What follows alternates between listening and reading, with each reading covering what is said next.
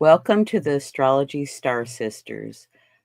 Today, my guest is Jennifer Ning, and we're talking about the 2025 year of the wood snake, Chinese astrology.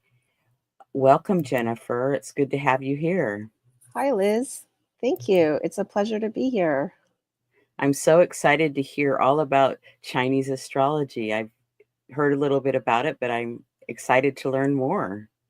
Great. Yeah, I personally love it because I love the 12 animals, and um, animals are important or revered in other cultures like First Nations, Métis Inuit, or Native American, as well as in, well, historically, in lots of different art and culture and belief systems in the past pagan practices as well as in the East.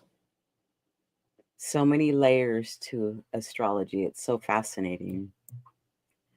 So Jennifer's website is jeningress.com and my website is alightpath.com, and feel free to reach out and contact us. We enjoy hearing from you.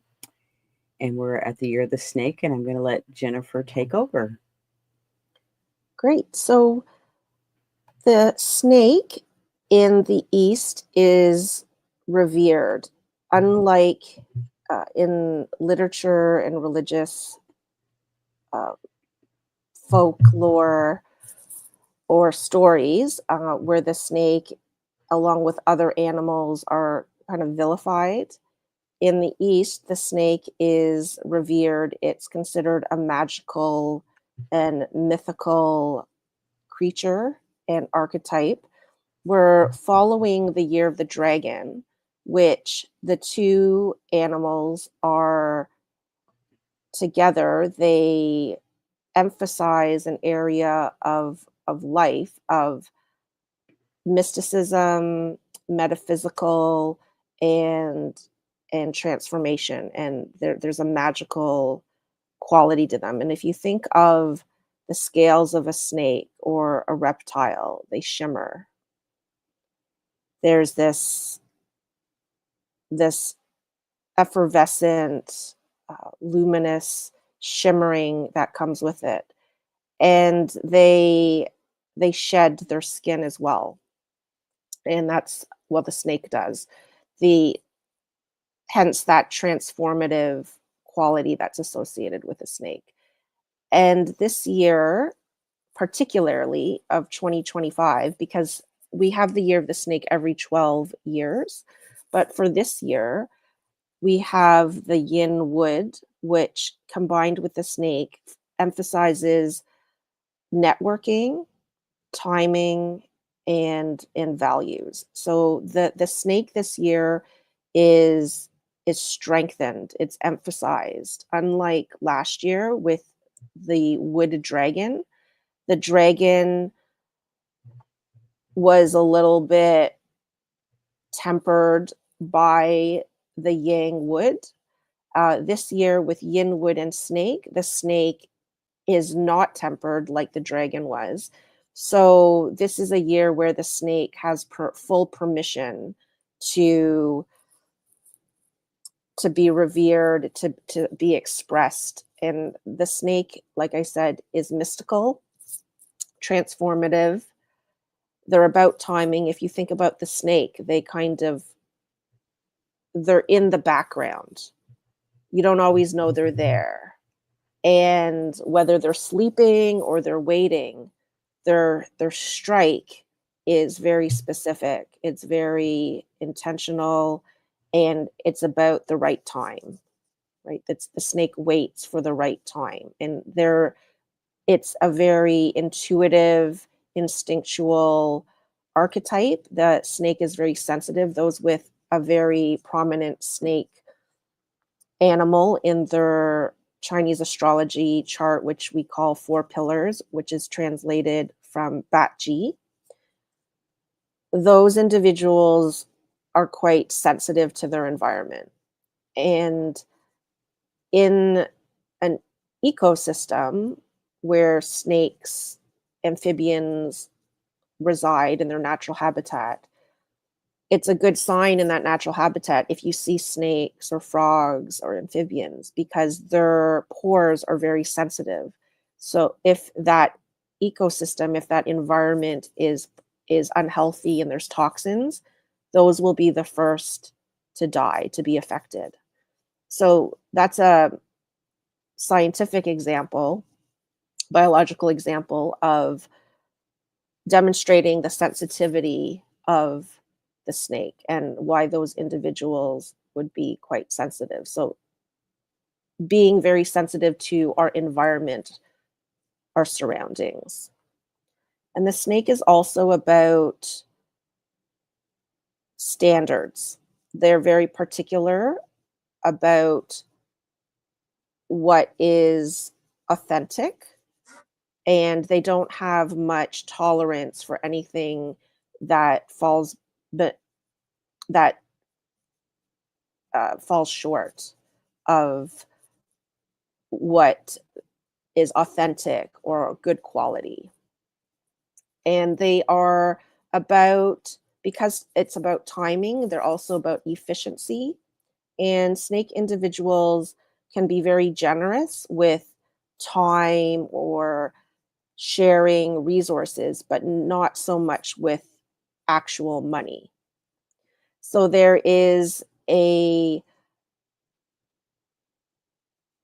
focus on money and being efficient with resources. They don't have a lot of tolerance for frivolous, um, extra things that aren't really necessary. It's more like cut to the chase. Let's get on with things.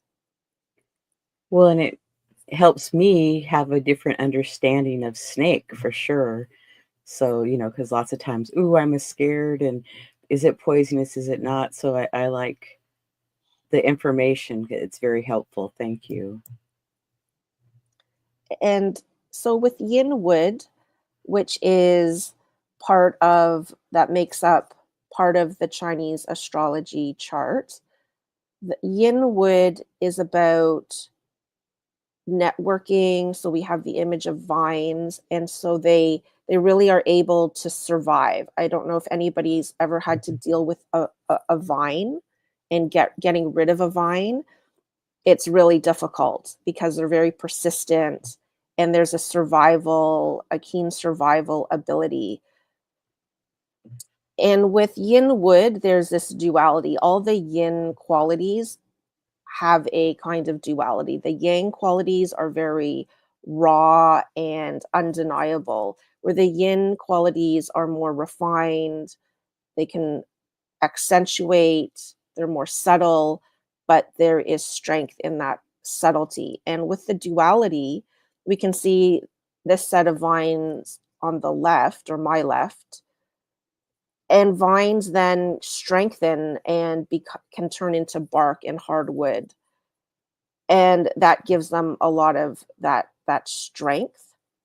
And we may feel like we have flashes of insight, and at times our ideas are like brainstorming all over the place.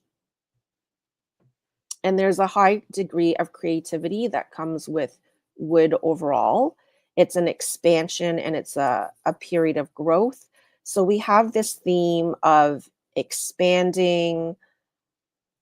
It's a time where I think a lot of people's survival instincts are attuned because of our political climate, the financial climate, and that combined with the snake is also of a fire quality, and fire is expansive. So, in this energy that is highlighting our year, we're going to want to be expanding. We're going to feel a little bit more social because we want to explore. Fire is about expanding and becoming more social. this might be a year where we're really relying on our social networks.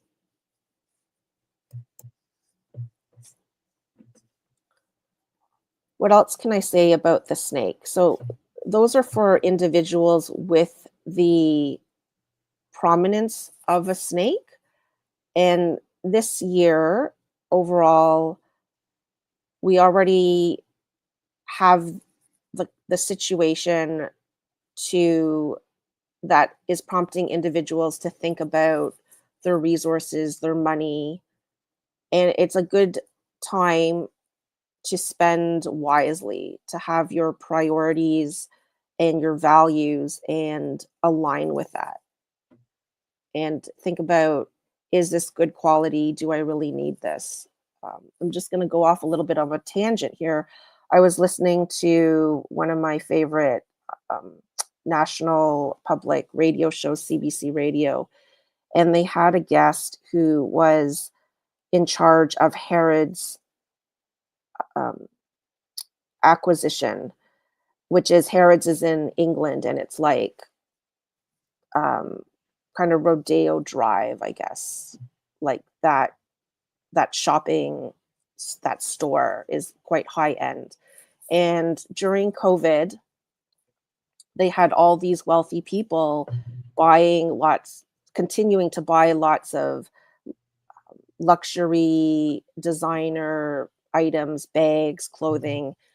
And this guest wrote a book about it. It was called the the top 5, and basically Netflix came up with the recently came out with a show about the impact of textiles and fashion and their impact on the environment. And first world countries often have consumerism and marketing bombarded towards us. It's like hard to escape. And we can buy things and then never wear them, or wear them once, or we wear them, they fall apart, and we toss them out. And you have all these images of piles of clothing and textile just negatively affecting um, natural habitats. So, my point is that this 5 item rule is, if each individual is to help reduce the impact of our consumerism habits, we should only really try to buy 5 items a year. That's And a good suggestion. and in this episode, she emphasized this idea of not even fast fashion, but like they called it like lightning fashion, where there's this marketing or sales movement to just buy the cheapest made items, and they don't last. Like, you wear them once and they break, they fall apart.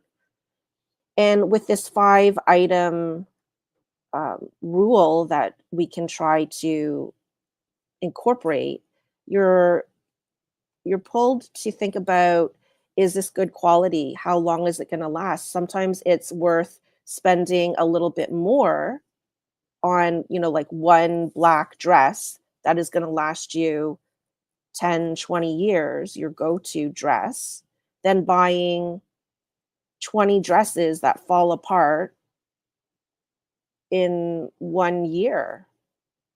You're spending that one amount on that one dress that's going to last longer because it's higher quality, hopefully, than buying multiple things at a really cheap price, or maybe not so expensive, but you're still spending that money and you're getting not much value out of it.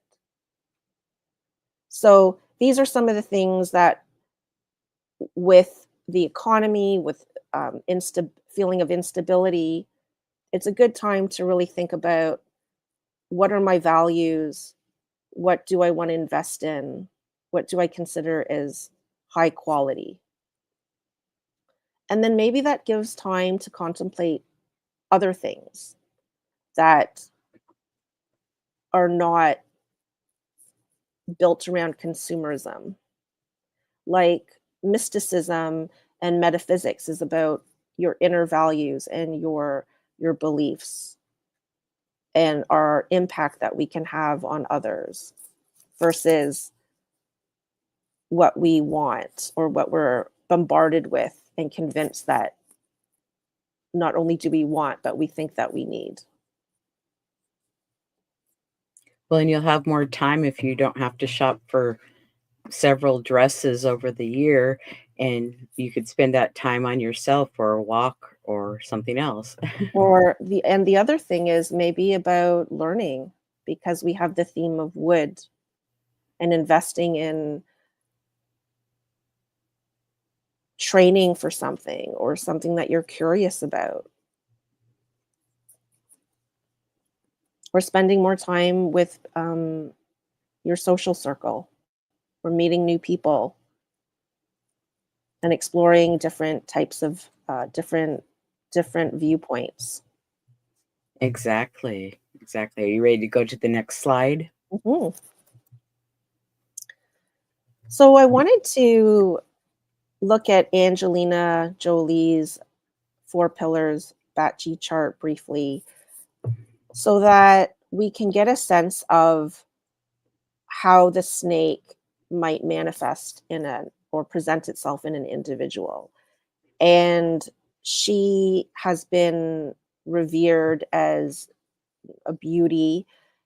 And if you look at her, she's got this almost translucent, emanating quality that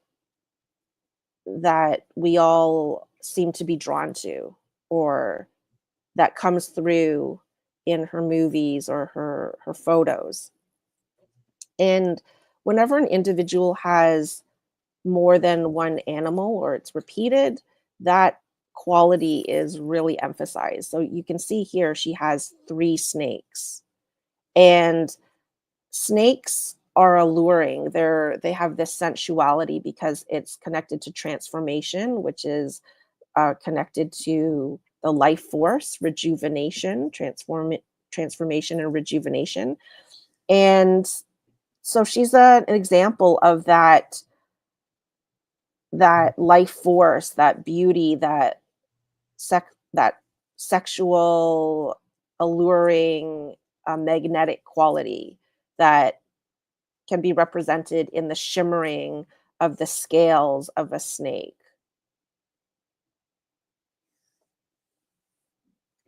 Yeah. That's interesting. Are you ready for the next slide? Almost. I don't have it in this slide, but it's interesting to note that Adele, in her chart, she has three dragons. And the dragon is also connected to the life force and transformation, and it's the imperial symbol. It's a symbol of power, divine energy, and she's a diva. So she's got three of those. She's got that archetype emphasized three times. In a voice that's beautiful and strong. Magnetic, alluring, impactful. So I think that really illustrates well the quality of a dragon. So for the US, to look at this year of the snake, we want to look at the chart of the US. And the day pillar is ox, and that is a little bit more personalized, as well as the goat. The monkey would be like any other countries that that uh, formed in the year of the monkey. So the snake and the ox together, they bring about. They are part of a metal trine.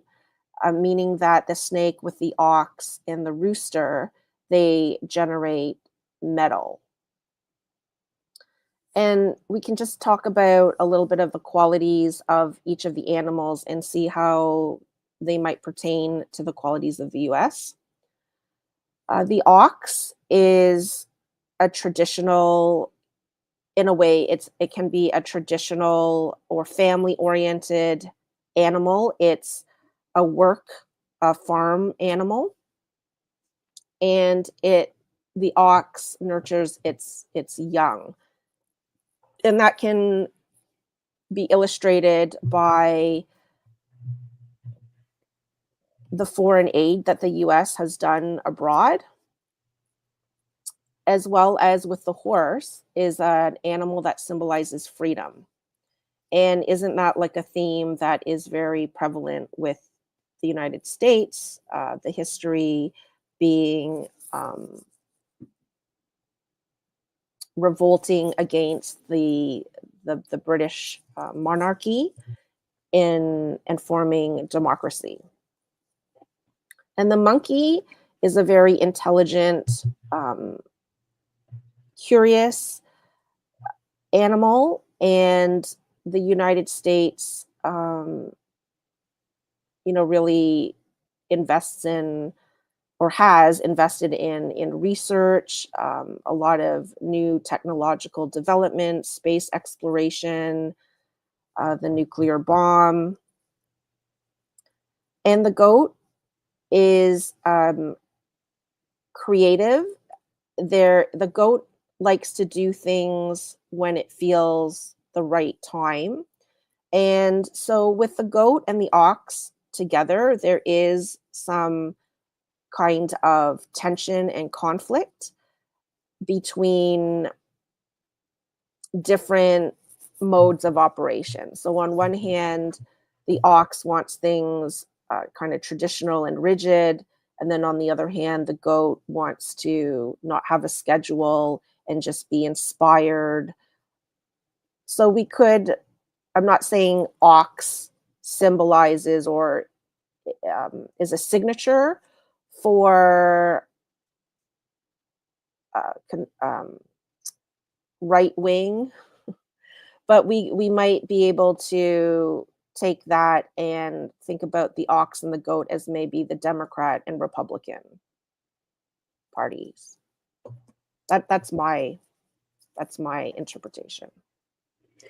And that's a good analogy, and I noticed that you use 2:21 PM, and some people use 5:10 PM, so there's different ones, so that might change the hour, but nobody really knows what time it is. There's just ones that get used, so Right.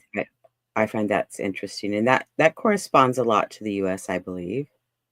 Thanks for mentioning with that time, because if it's 5, then that would make it the hour of the monkey, and then we would have monkey emphasized in the hour, so that would change. And then I know a lot, like Nick Campion, he uses the midnight chart. So I got this time from my Cosmic Pattern Sirius software.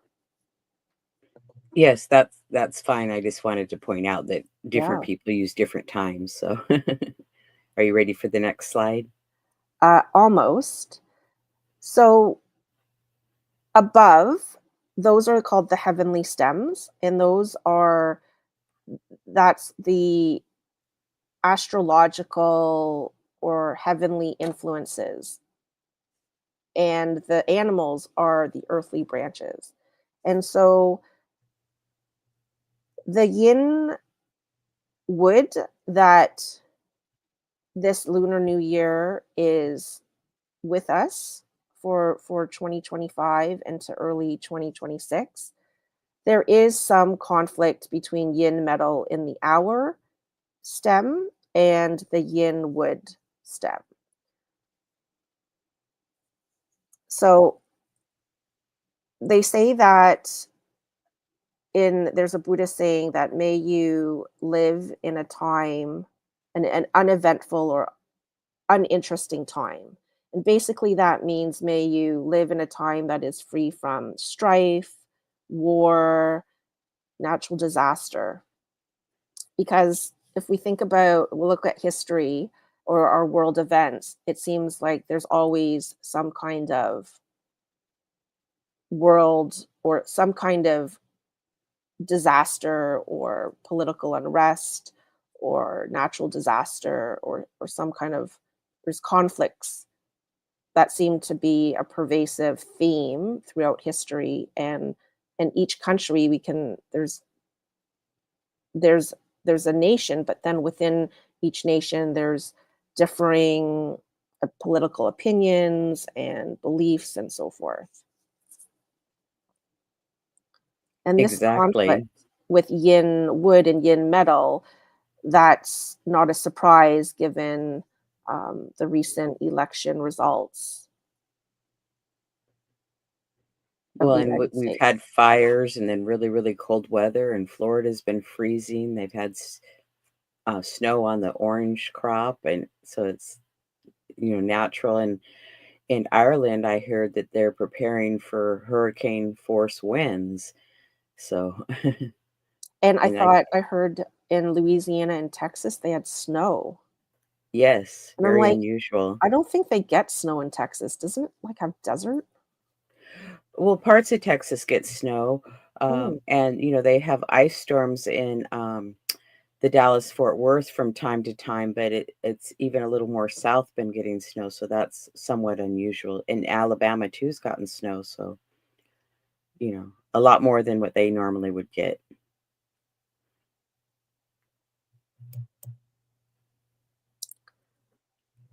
So the last time we had this energy of yin snake, yin wood snake was 60 years ago.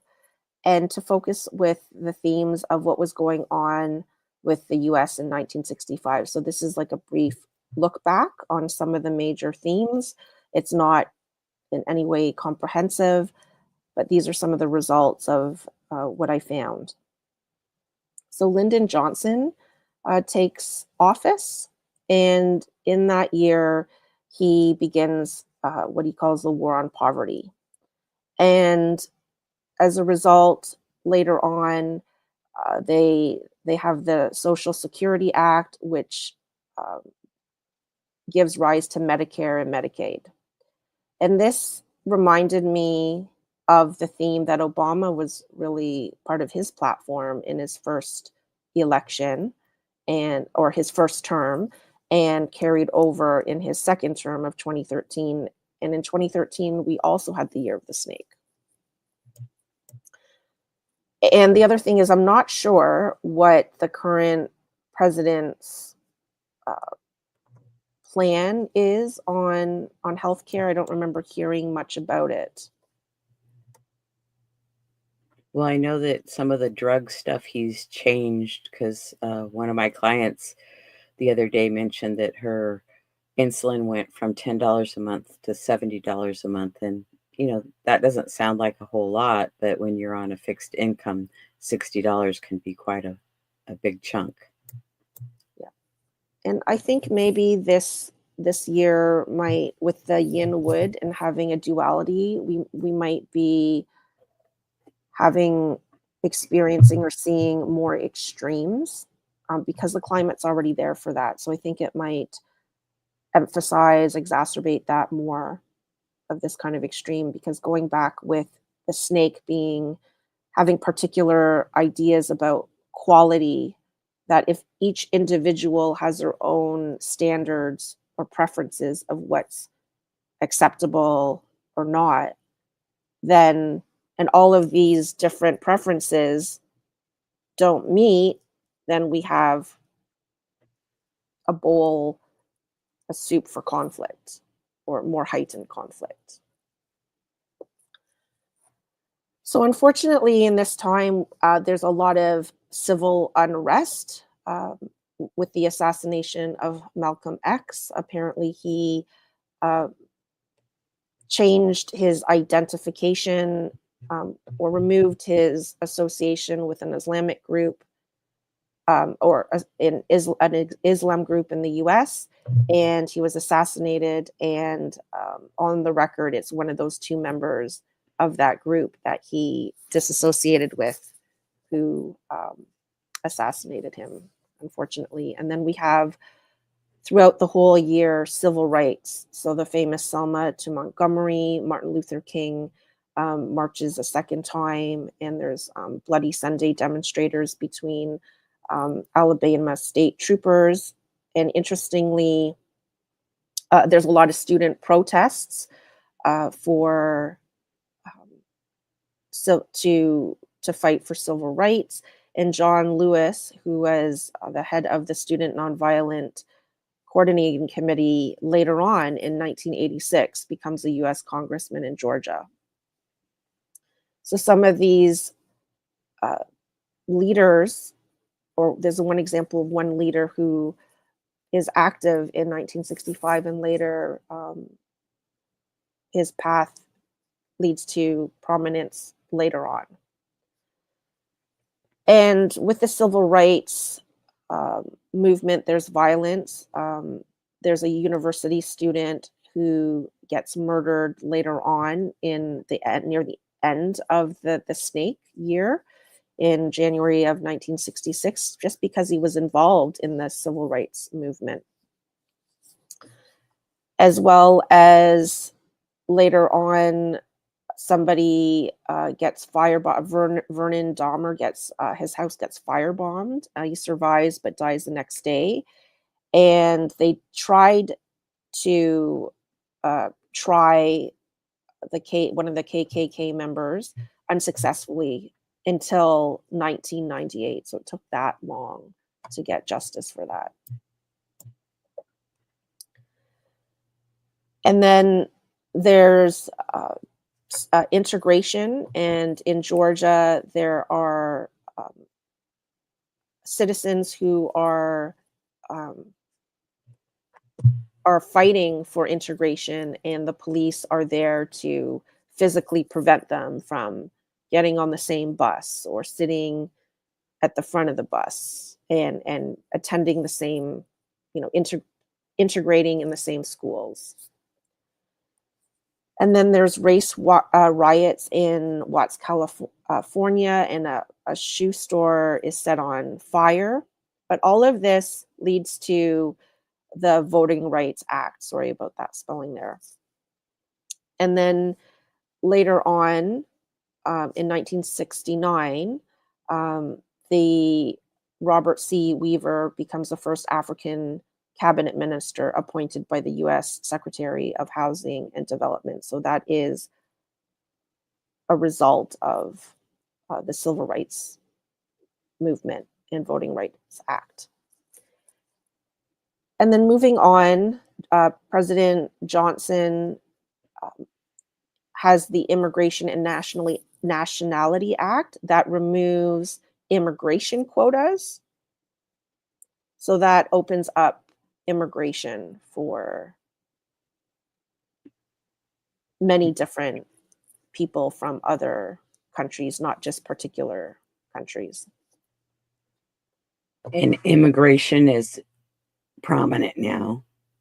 Yes, thanks. Yes, and so it's almost like looking back to 1965, there's a progression, and then coming into this year in the US with the current president continuing on the past from this political stance of the president, it's like the swing on the other end of the pendulum, unfortunately.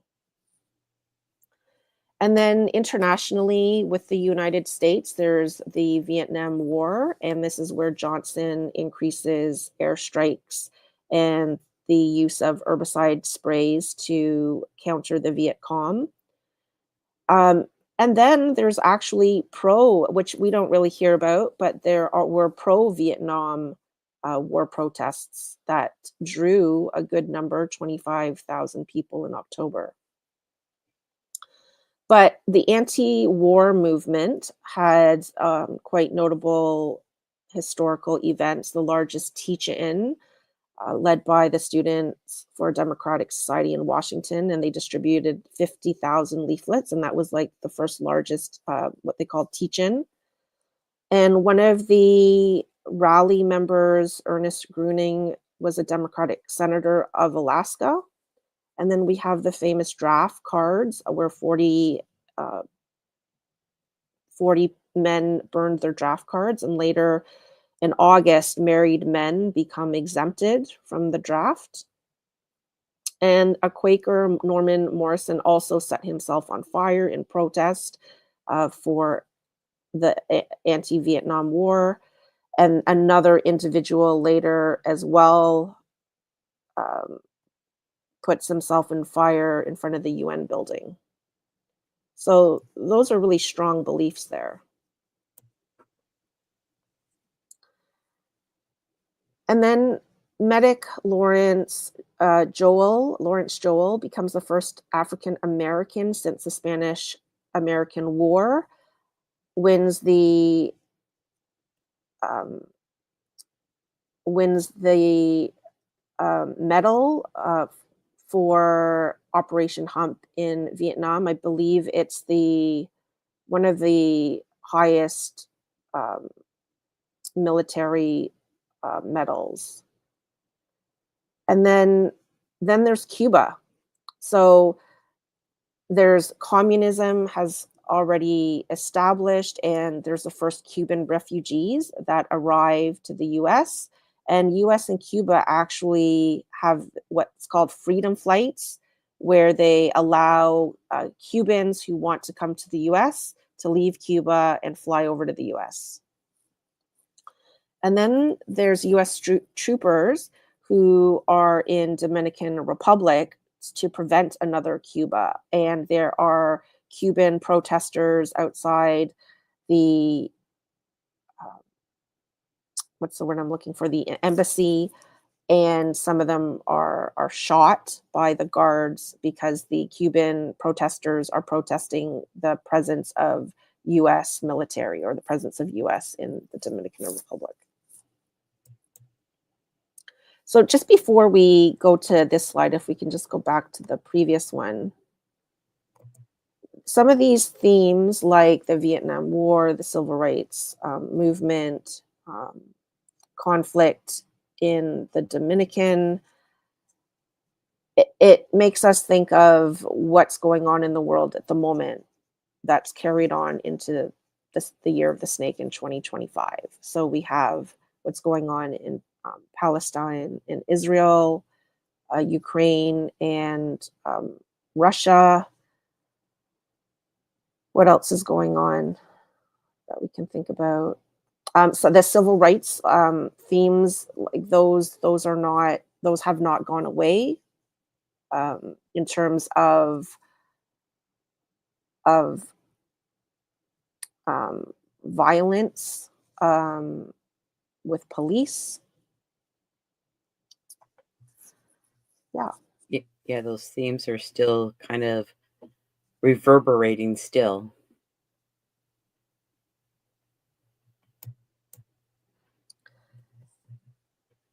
And the snake is a mystical, metaphysical archetype, but within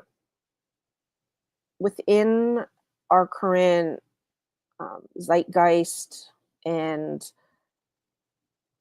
political or cultural climate,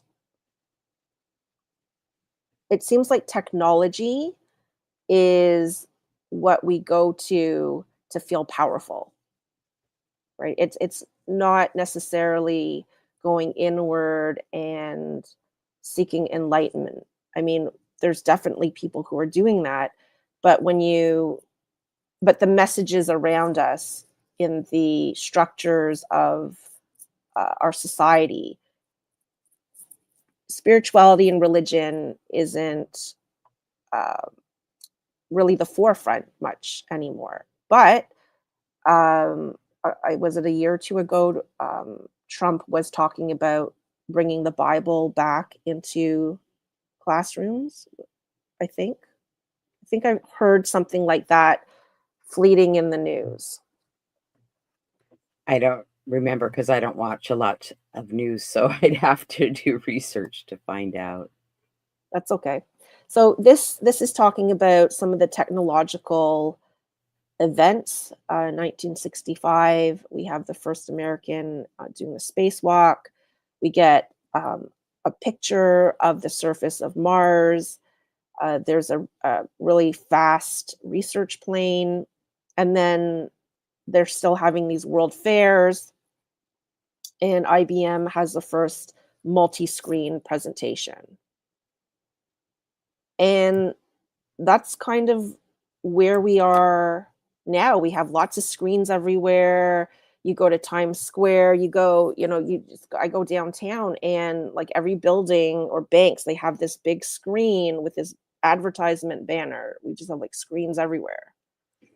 So I think that's a little bit interesting. And then the next slide, I believe, is an image from Stuttgart, Germany, of a telephone, a TV telephone. And so they had that. It wasn't like Back to the Future in the 80s when you're seeing the video conferencing or read my fax, but this was that idea is now here already. And the Apple iPhone, I think, was released in 2009, but I didn't feel it was until 2013 that the smartphone really caught on, that it became like a common commodity. And Well, and 2013 is the years of snake. yeah, and I would say, the improvement on technology and, um, the what they're gaining in researching outer space, and we've had these um, space launches that can take people up, and they come back pretty fast, but it's like just improving upon that. So I would say this year we'll probably even have greater improvements. Yes, because we already have the Apple Watch.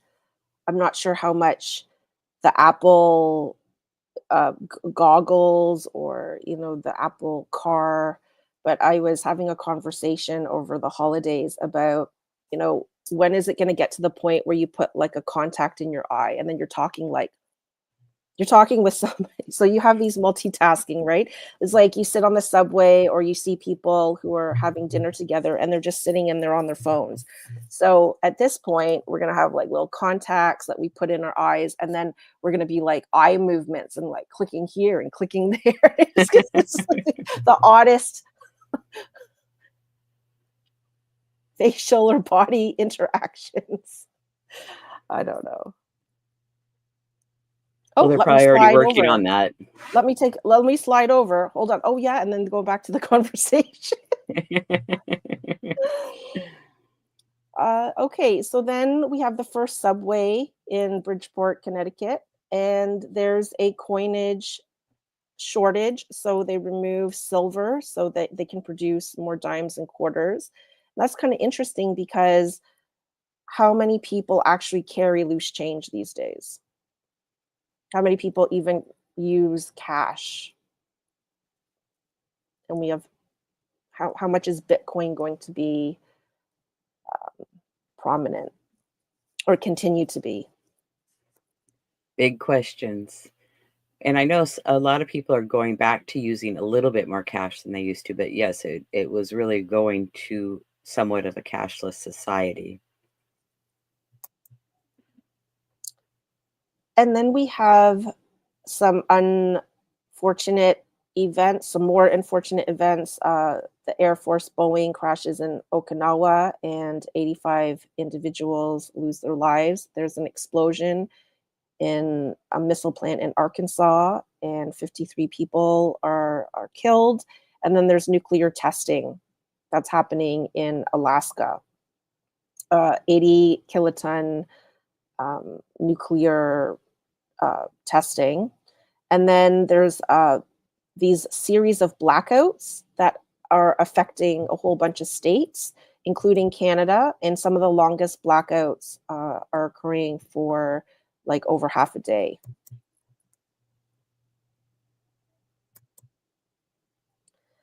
And then we Yeah, have, because yeah, the power grids are different places, they're being reevaluated because I know a couple of years ago in Texas, they had a blackout there, and Puerto Rico has problems with electricity. The grids are getting old.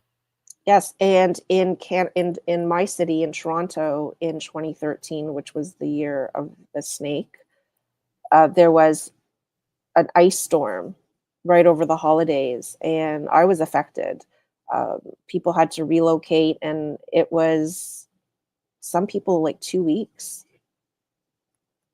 And so my house was freezing is it 30, 35, 32 Fahrenheit. It was lower than 32 Fahrenheit. Okay. Yeah, that's freezing. Yeah. And then there's tornadoes that occur on Palm Sunday, 51 tornadoes. Later in Twin Cities, Minnesota, there's two significant earthquakes in Alaska as well as in Washington. And it affected, it cost like millions of dollars in damages, as well as the hurricane in New Orleans, which cost $1 billion of damage. And that was the last hurricane before Katrina that New Orleans experienced in And I 1960. remember that earthquake in Washington. I was here, and I was very young, but it was very scary because my mom had these little shelves and she had little china on it, and it was falling on the floor, crashing. And that was scary because it was crashing and breaking. Yeah. Have you experienced any other earthquakes? Oh, many times, 'cause, Oh, when I worked in Alaska, there was always earthquakes because they have, on average, 10 a day that are 2.5 and above, and yeah.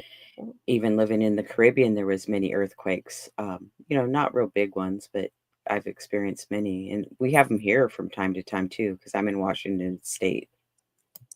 along the coast. And then in terms of arts and entertainment, Bob Dylan's Like a Rolling Stone, the Beatles visit in Houston and New York. And then we have Cinderella in Color is aired. And then My Fair Lady, for those of you who like some classics, and Chim Chim Cheree, and Bob Hope. So My Fair Lady wins 8 Oscars, including the song Chim Chim Cheree, and Bob Hope is the host. And then we have the release or feature of, or sorry, the theater release of Man of La Mancha, as well as Sweet Charity in the late Year of the Snake in January. Sorry, that should be, not sure why it says 1969 there. And then we have the release of Tom and Jerry, Charlie Brown's Christmas airs, and that becomes a tradition. The Pillsbury Doughboy is created, and Batman.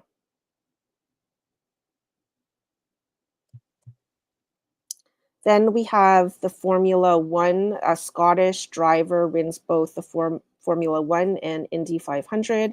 Muhammad Ali defeats Sonny Liston, and the Chicago Bulls are added to the NBA. And we have the first Mr. Olympia competition that happens in Brooklyn or New York City at the Brooklyn Theater of Music.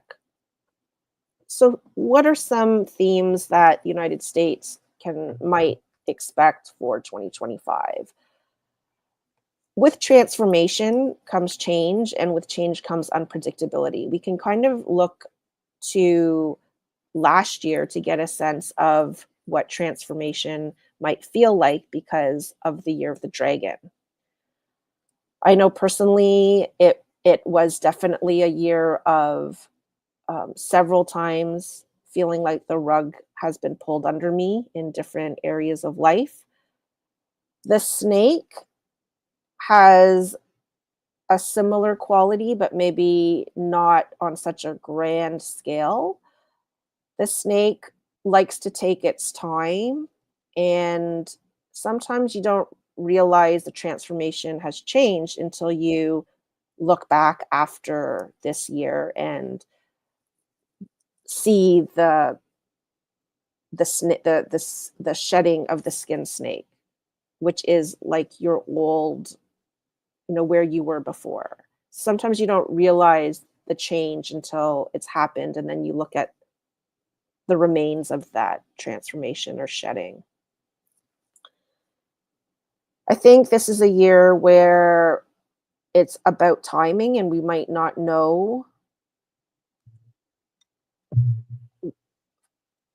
We'll know when the timing is right for us, but we might know for other events that are happening externally, the actors will act when they feel that timing is right. So I think it's important to look at the conditions to kind of predict when the timing might feel right. But it's a little bit difficult to time when the snake might strike.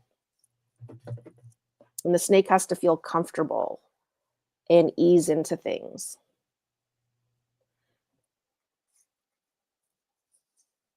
So there's a focus on waiting for the right circumstances. Waiting for the right time to be in the right place at the right time, maybe. Yeah, and maybe not. So there's going to be a sense of observation. And so for people, it's a time to just sit back and observe and then like read the room.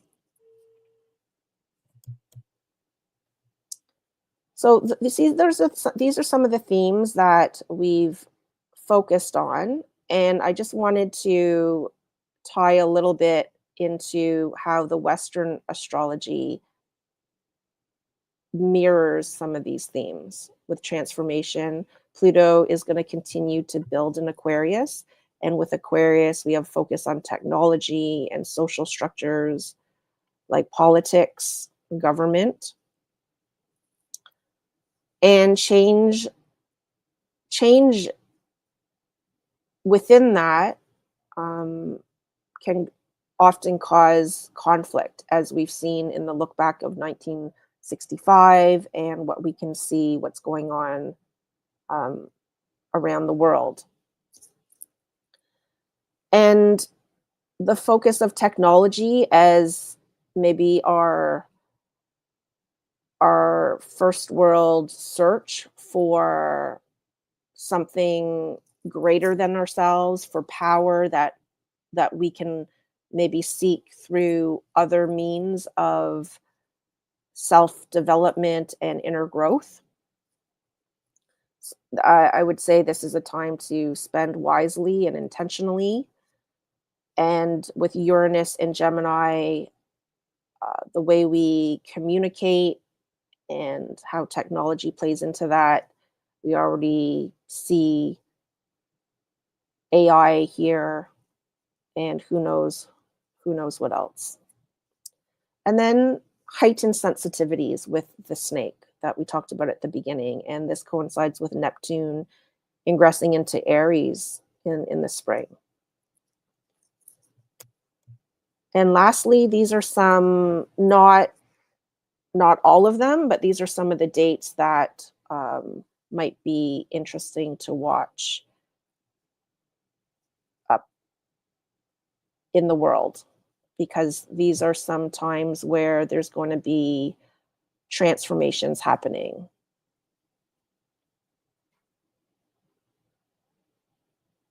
So is the animal that you have, that's for that particular day? For the month. Okay. Yeah. So February is the month of the tiger, and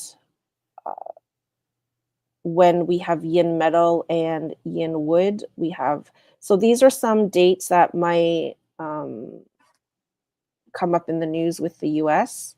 February this year, February 22nd, August 29th, as well as, depending for some individuals, September the 29th might be a good like a day that boosts you, or it could work. It could be a stressful day depending on that individual's 4 pillar chart. And I can talk about in the next time we meet, go into depth a little bit more on how some of these dates uh, might affect the US Okay, furthermore. that'll work. Thank you. Well, that was fantastic. So, anything to leave people with before we kind of wrap up with our tell people what we're doing? You did a great job. Thank you. Thanks, Liz. Well, tomorrow I'm doing a 2-hour talk on astrological practices, magical practices from ancient China, and that's more of a Feng Shui theme. And so, if you're interested more, uh, you can attend for free tomorrow. You can go to the website astromagia.org and click on the event, and then they'll have the Zoom link there. So it's free for anybody to attend. It's just if you're a member, you get a copy of the recording. I'm also available for reading and Feng Shui consultations. I teach as well. If you're interested in learning about how to read a 4 pillars chart or a natal chart in Western astrology, I use you will work with your own chart in that course. And I know that we're going to plan to have a few more talks focusing on 4 pillars and concepts Well, over thank this you. year. And you have a newsletter. And how can they subscribe to that? I guess you have it on there, Yeah, jenningress.com on your website to yeah, you can subscribe to your subscribe. newsletter. Great.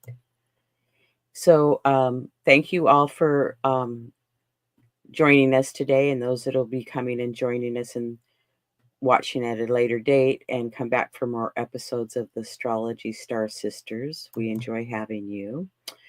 And other episodes that I do with the Astrology Star Sisters are the dwarf planets, planet stationing, the decans using astrology and tarot, fixed stars, Uranian astrology, and Jennifer is going to join and start teaching us about Chinese astrology about every month or so.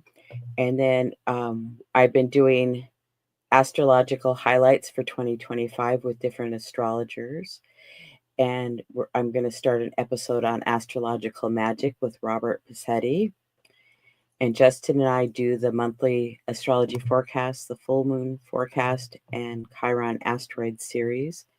And I also do consultations in person or on Zoom. And oops, I didn't change this one, but I do consultations, newsletters, and of course, I have my YouTube channel. So I appreciate you joining. And I will be on Talk Cosmos on January 26th, part of the Archetypal Symbols team, talking about the Aquarius new moon, which is also Lunar New Year, and that's at 1 p.m. Pacific Standard Time. You can watch it live on my YouTube channel or come back and watch that later. And again, to get a hold of Jen, it's jenningress.com, and my website is alightpath.com. And I want to thank Jennifer again and all of you that have joined us today. And we look forward to seeing you in the future. Thanks, Goodbye for Liz. now. Bye, everyone.